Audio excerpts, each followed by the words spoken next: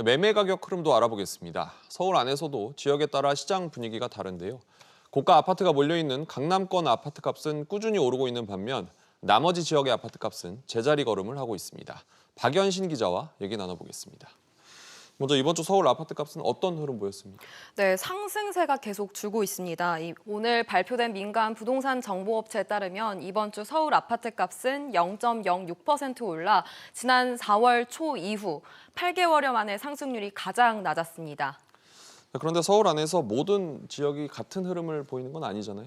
네, 지역에 따라 엇갈림 흐름이 나타나고 있습니다. 일단 두 사례를 보면요. 네. 이 서초구의 아크로 리버파크 전용 면적 84제곱미터의 경우 지난달 45억 원에 거래되면서 3억 원 더 올랐습니다.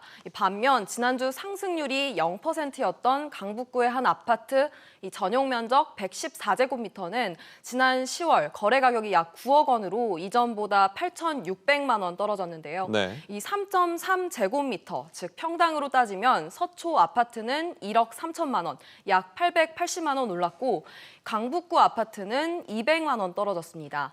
이런 양극화는 부동산원 통계에도 나오는데요. 이번 주 서울 아파트 값을 보면 용산과 서초, 송파, 강남 순으로 가장 높았고 이 낮은 순서는 광진과 동대문, 강북구와 관악 순이었습니다. 네. 이 강남권 아파트값 대부분이 이 대출 규제를 받는 금액대인 15억 원을 이미 넘어섰기 때문에 정부 규제로부터 별다른 영향을 받지 않은 것으로 풀이됩니다. 여기에 강남권 아파트값이 더 오를 것이라는 기대에 똘똘한 한 채 수요도 여전한 것으로 보입니다. 아파트 값도 양극화가 되고 있는데 서울 아파트 값 앞으로는 어떤 흐름 보일까요?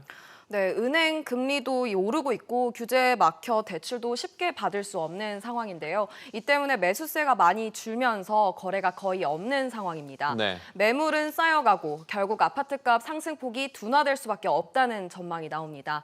다만 가격이 상승할 수 있는 변동성도 있는 상황인데요. 전문가 얘기 들어보시죠. 네. 입주량 감소라든지 정비사업 활성화라든지 교통 호재에 따라서 향후에 이제 가격 변동성은 다시 커질 요인들이 남아 있습니다. 네, 여기에 80여일 남은 대선을 앞두고 각 후보의 개발 공약도 이 아파트 값에 영향을 미칠 것으로 보입니다. 그렇군요. 박 기자 잘 들었습니다.